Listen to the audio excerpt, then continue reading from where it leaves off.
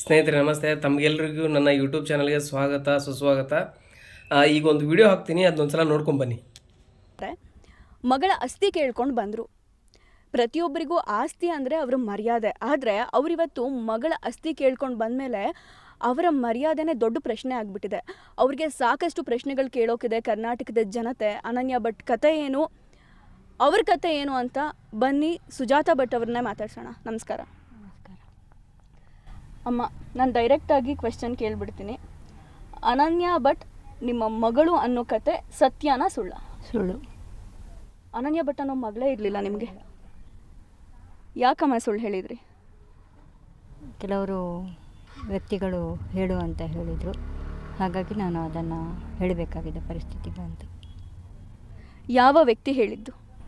ಗಿರೀಶ್ ಮಟ್ಟಣ್ಣ, ಜಯಂತಿ T ಇವರೆಲ್ಲ ಹೇಳಿದರು.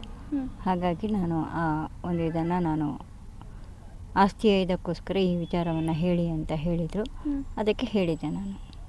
ಮತ್ತೊಬ್ಬಿಬ್ಬರು so called ಹೋರಾಟಗಾರರು ಒಂದು ನಮ್ಮ ಹಿಂದೂ ಧರ್ಮದ ಶ್ರದ್ಧಾ ಕೇಂದ್ರವನ್ನು ನಾಶ ಮಾಡಬೇಕು, ಅಲ್ಲಿ ಭಕ್ತರು ಬರಬಾರ್ದು ಅಂತೇಳಿ ಒಂದು AI ವಿಡಿಯೋವನ್ನು ಮಾಡಿಬಿಟ್ಟು ಯಾವುದೋ ಒಂದು ಫೋಟೋವನ್ನು ತಂದು ಇದೇ ನನ್ನ ಮಗಳ ಫೋಟೋ ಅಂಥೇಳಿ ಅದನ್ನು ಜನರ ಮುಂದಿರಿಸಿ ಜನರ ಅನುಕಂಪವನ್ನು ಗಳಿಸಿ ಅದನ್ನು ನಮ್ಮ ಮೂರ್ಖ ಹಿಂದೂಗಳು ನಂಬಿ, ಅಯ್ಯೋ ನನ್ನ ಪಾಪ ನನ್ನ ಮಗಳಾಗಿದ್ದರು ಹಿಂಗೆ ಆಗ್ತಿತ್ತಲ್ಲ ಅಂತ ಹೇಳಿ ಒಂದು ಶ್ರದ್ಧಾ ಕೇಂದ್ರವನ್ನು ಅದನ್ನು ನಾಶ ಮಾಡಬೇಕು ಅಂಥೇಳಿ ಎಷ್ಟೆಲ್ಲ ಷಡ್ಯಂತ್ರ ಮಾಡಿದ್ರಲ್ರಿ.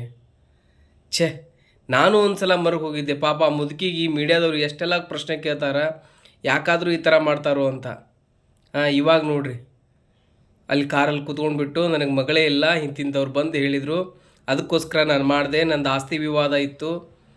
ಇದೆಲ್ಲ ನಮ್ಮ ಹಿಂದೂಗಳಿಗೆ ಕಾಣಿಸೋದೇ ಇಲ್ಲ. ಯಾವನೊಬ್ಬ AI ವಿಡಿಯೋ ಮಾಡಿಬಿಟ್ಟ, ಅದನ್ನು ನಂಬಿಕೊಂಡು ನಮ್ಮ ಜನ ಎಲ್ಲ ಹೌದು ಧರ್ಮಸ್ಥಳದಲ್ಲಿ ಹಾಗಾಗಿದೆ, ಧರ್ಮಸ್ಥಳದಲ್ಲಿ ಹಿಂಗಾಗಿದೆ, ಅದನ್ನು ಒಡಿಬೇಕು, ಅದನ್ನು ಸರ್ಕಾರ ಸುಪರ್ದಿ ಕೊಡಬೇಕು, ಎಂತೆಂತೆಲ್ಲ ಮಾತಾಡ್ಬಿಟ್ರಿ. ಛೇ, ಒಂದೊಂದು ಸರಿ ನೋಡಿದಾಗ ನಮ್ಮ ಹಿಂದೂಗಳು ಎಷ್ಟೊಂದು ಮುಗ್ಧರು ಅನಿಸ್ಬಿಡುತ್ತೆ. ಯಾವುದೋ ಒಂದು ವಿಡಿಯೋವನ್ನು ನೋಡಿ ನಮ್ಮದೇ ಶ್ರದ್ಧಾ ಕೇಂದ್ರದ ವಿರುದ್ಧ ಯೂಟ್ಯೂಬ್ಗಳಲ್ಲಿ ವಿಡಿಯೋ ಮಾಡಿ ಅದನ್ನು ಹರಿಬಿಟ್ಟು ಅದರ ಸ್ವಾಸ್ಥ್ಯವನ್ನು ಕೆಡಿಸಿ ಈಗ ಜನ ಧರ್ಮಸ್ಥಳಕ್ಕೆ ಬರ್ತೀರಾ ಅಂತ ಕೇಳಿದರೆ ಛೇ ಅಲ್ಲೇ ಯಾಕೆ ಬರೋಣಪ್ಪ, ಅಲ್ಲೆಲ್ಲ ಹೋದರೆ ನಮ್ಮ ಮಹಿಳೆಯರಿಗೆ ಇದು ಇಲ್ಲ, ಸೆಕ್ಯೂರಿಟಿ ಇಲ್ಲ ಅನ್ನೋ ಥರ ಮಾತಾಗ್ಬಿಡ್ತು. ಒಂದು ಷಡ್ಯಂತ್ರ. ಈ ನಮ್ಮ ರಾಜ್ಯ ಸರ್ಕಾರನೂ ಸಹ ಅದೇ ಥರ ಕುಣಿತಾ ಇದೆ. ಯಾವುದೋ ಒಬ್ಬ ವ್ಯಕ್ತಿ ಬಂದ, ನಾನು ಸಾವಿರಾರು ಹೆಣಗಳನ್ನು ಹೂತಿದ್ದೀನಿ ಅಂತ ಹೇಳಿದ, ಅವನ ಮಾತು ಕೇಳಿಬಿಟ್ಟು ಧರ್ಮಸ್ಥಳದಲ್ಲಿ SIT ರಚನೆ ಮಾಡಿ ಗುಂಡಿ ತೋಡಿ ಇಷ್ಟೆಲ್ಲ ಗೊಂದಲಗಳಿಗೆ ಕಾರಣ ಆಗಿ, ನಿಜ ಹೇಳ್ತೀನಿ, ಇದರಲ್ಲಿ ವಿದೇಶ ಕೈವಾಡನೂ ಇದೆ ಅನಿಸುತ್ತೆ. ಯಾಕಂದರೆ ಇಷ್ಟು ಸಲೀಸಾಗಿ 3-4 ವ್ಯಕ್ತಿಗಳಿಂದ ನಮ್ಮ ದೇಶದಲ್ಲಿ ಶ್ರದ್ಧಾ ಕೇಂದ್ರವನ್ನು ಟಾರ್ಗೆಟ್ ಮಾಡೋದು ಅಸಾಧ್ಯ. ಸೊ ಹಾಗಾಗಿ ಇದ್ರ ಹಿಂದೆ ಏನೋ ಒಂದು ಕೈವಾಡ ಇದೆ. ಇದರಲ್ಲಿ ಕೇಂದ್ರ ಸರ್ಕಾರ ತನ್ನ ಹಸ್ತಕ್ಷೇಪವನ್ನು ಮಾಡಬೇಕು, ಇದರಲ್ಲಿ ತನಿಖೆ ಆಗಬೇಕು. ಇದ್ರ ಹಿಂದೆ ಯಾರಿದ್ದಾರೆ, ಏನಿದ್ದಾರೆ. ಅಲ್ರಿ ಹಿಂದೂಗಳೇ, ಒಂದು ಅಯೋಧ್ಯ ಮಂದಿರವನ್ನು ಕಟ್ಟೋಕೆ ನಾವು ಎಷ್ಟು ವರ್ಷಗಳ ಕಾಲ ಹೋರಾಟ, ಎಷ್ಟು ಹೊಡೆದಾಟ ಬಡಿದಾಟ, ಎಷ್ಟು ಜನ ತಮ್ಮ ಪ್ರಾಣವನ್ನು ತ್ಯಾಗ ಮಾಡಿದರು. ಇಷ್ಟೆಲ್ಲ ಆಗಿ ಒಂದು ಇದ್ದಿದ್ದ ಶ್ರದ್ಧಾ ಕೇಂದ್ರವನ್ನು ಉಳಿಸ್ಕೊಳ್ಳೋಕೆ ನಮ್ಗೆ ಆಗ್ತಾಯಿಲ್ಲ ಅಂತಂದರೆ ಮುಂದಿನ ಪೀಳಿಗೆ ಹಿಂದೂಗಳದು ಏನಿದೆಯೋ ಅದು ಗೊತ್ತಿಲ್ಲ. ಸರ್ಕಾರಗಳಂತೂ ನಮ್ಮನ್ನು ಕಾಪಾಡೋದಿಲ್ಲ. ಅಟ್ಲೀಸ್ಟ್ ನಾವಾದರೂ ನಮ್ಮ ಶ್ರದ್ಧಾ ಕೇಂದ್ರಗಳನ್ನು ಕಾಪಾಡ್ಕೋಬೇಕಲ್ವಾ. ನೋಡಿದ್ರಲ್ವಾ, ಇನ್ನೂ ಹೊರಗೆ ಬರುತ್ತೆ, ಕಾದು ನೋಡೋಣ ಇನ್ನೂ ಏನೇನಾಗುತ್ತೋ ಅಂತ. ಇವಾಗ ಮಂಜುನಾಥ ಸ್ವಾಮಿ ದಯೆ ತೋರ್ತಿದ್ದಾನೆ ಅನಿಸುತ್ತೆ. ಅವನಿಗೂ ಸಾಕಾಗಿದೆ ನೋಡಿ ನೋಡಿ ನೋಡಿ ನನ್ನ ಹೆಸರಲ್ಲಿ, ಆ ಸಹೋದರಿಯ ಹೆಸರಲ್ಲಿ ಎಷ್ಟೊಂದು ಅನಾಚಾರಗಳನ್ನು ಮಾಡಿ ಇನ್ನೂ ಏನೇನು ಮಾಡ್ತಾರೋ ಅಂಥೇಳಿ ಒಂದೊಂದೇ ಹೊರಗೆ ಬರ್ತಾ ಇದೆ. ಆ ಮಹಿಳೆ ನೋಡ್ರಿ, ಇವಾಗ ಅದು ಇವಾಗೆಲ್ಲ ಆದಂತಹ ಆಪಾದನೆಗಳನ್ನು ಮರಳಿ ತರೋಕ್ಕಾಗತ್ತೇನ್ರಿ? ನಮ್ಮ ಶ್ರದ್ಧಾ ಕೇಂದ್ರದ ವಿರುದ್ಧ ಆದಂತಹ ಆಪಾದನೆಗಳನ್ನು ಮರಳಿ ತರೋಕ್ಕಾಗತ್ತಾ? ನಿಜ ಹೇಳ್ತೀನಿ, ಎಷ್ಟೋ ತಾಯಿಯಂದಿರು ನಾವು ಧರ್ಮಸ್ಥಳಕ್ಕೆ ಹೋಗೋದಿಲ್ಲ ರೀ, ಬಸ್ ಫ್ರೀ ಇದ್ದರು. ಯಾಕಂದ್ರೆ ಈ ಥರ ಅಲ್ಲಿ ಸೆಕ್ಯೂರಿಟಿ ಇಲ್ಲ ಹೆಣ್ಮಕ್ಳಿಗೆ. ಇದೆಲ್ಲ ಮೀಡಿಯಾದಲ್ಲಿ ನೋಡ್ತಾ ಇದ್ದೀವಿ, ಧರ್ಮಸ್ಥಳದ ಮೇಲೆ ನಂಬಿಕೆನೇ ಹೋಗಿದೆ ಅಂತ ಹೇಳಿದ್ದಾರೆ.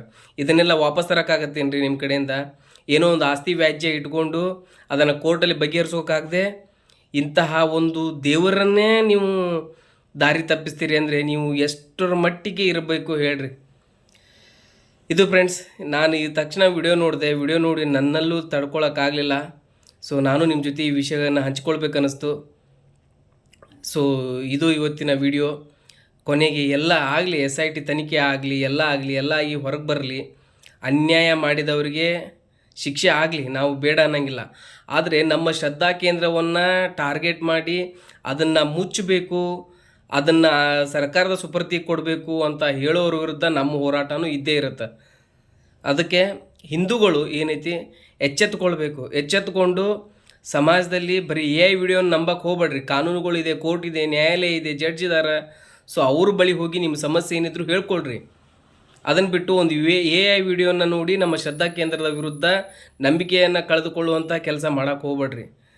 ಇದಾಗಿತ್ತು ಗೆಳೆಯರೇ ಇವತ್ತಿನ ವಿಡಿಯೋ. ನೋಡೋಣ ಮುಂದೆ ಇನ್ನೂ ಏನೇನು ಹೊರಗೆ ಬರುತ್ತೋ. ಆ ಮಂಜುನಾಥ ಸ್ವಾಮಿ ಎಲ್ಲರಿಗೂ ಒಳ್ಳೇದು ಮಾಡಲಿ. ಜೈ ಹಿಂದ್, ಜೈ ಕರ್ನಾಟಕ ಮಾತೆ.